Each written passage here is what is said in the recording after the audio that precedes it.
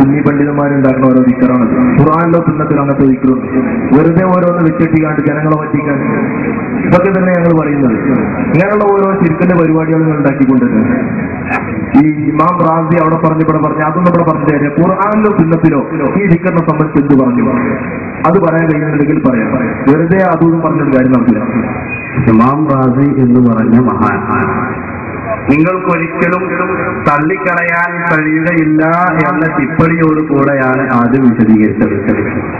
കാരണം ഖാദിയാനി വാദഖണ്ഡനം എന്ന പുസ്തകത്തിൽ ഇസ്ലാമിനെ സമുദ്ധരിക്കാൻ വേണ്ടി സമൂഹത്തിൽ പ്രചരിക്കുന്ന അനാചാരങ്ങളെയും അന്ധകാരത്തെയും അതുപോലെ സദാചാര തകർച്ചയെയും ഒക്കെ തകർത്തുകൊണ്ട് ശരിയായ സുന്നത്തിനെ സമൂഹത്തിന് പരിചയപ്പെടുത്താൻ നിയുക്തരായ നൂറ്റാണ്ടിന്റെ മുജദ്ദിദാണ് ഇമാം റാസി എന്ന് പറഞ്ഞ മുജാഹിദ് പ്രസ്ഥാനത്തിന്റെ KM മൗലവിയുടെ ഉദ്ധരണിയോടുകൂടെയാണ് മേൽ വിഷയം ഇവിടെ സമർപ്പിച്ചത്.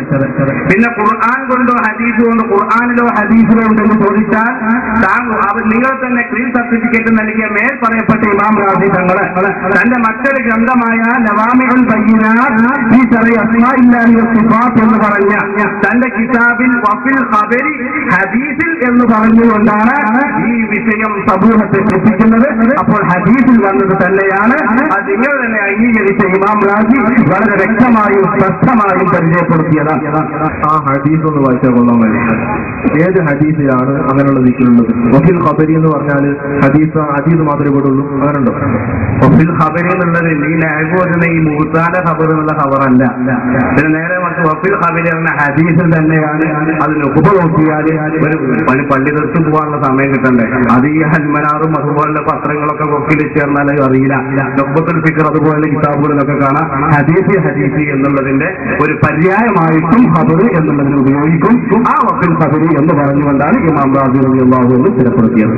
ഹദീസ് വായിക്കില്ല, ഹദീസ് തന്നെ ഹദീസിൽ ഇങ്ങനെ സ്ഥിരപ്പെട്ടിട്ടുണ്ട് എന്ന് ഇമാം നബവി പറഞ്ഞു. അല്ല, ഇമാം റാസി പറഞ്ഞതാണ്. അവിടെ ഹദീസ് ഇമാം റാസി ഉദ്ധരിച്ചിട്ടില്ല. ഉദ്ധരിക്കാത്ത ഹദീസ് നമുക്ക് പറയാൻ കഴിയില്ല. ഹദീസിൽ ഉണ്ടെന്ന് റാസി പറയുന്നു. റാസി ആണെങ്കിൽ മുജദ്ദിദാണെന്ന് മുജാഹിദുകളും പറയുന്നു. അവർ രണ്ടും കൂടി കൂട്ടിയാൽ കൂടുതൽ നെറ്റീജകൾ ചാടും. വളരെ റെഡിയാണ്. പണ്ട് ഖുറാഫിയുണ്ട്. വഹാബിയായിന്റെ പുസ്തകം ഞാനീ പറഞ്ഞത് അത് അവിടെ പോയത്. ഖാദിയാനി വാദകരണങ്ങൾ ഖുറാഫിയായിന്റെ കരുത്ത് എഴുതിയതല്ല. നിങ്ങളെ നേതാവ് നിങ്ങളെ പ്രസ്ഥാനം ഉണ്ടാക്കിയതിന് ശേഷം എഴുതിയതാണ് മുഹമ്മദ്.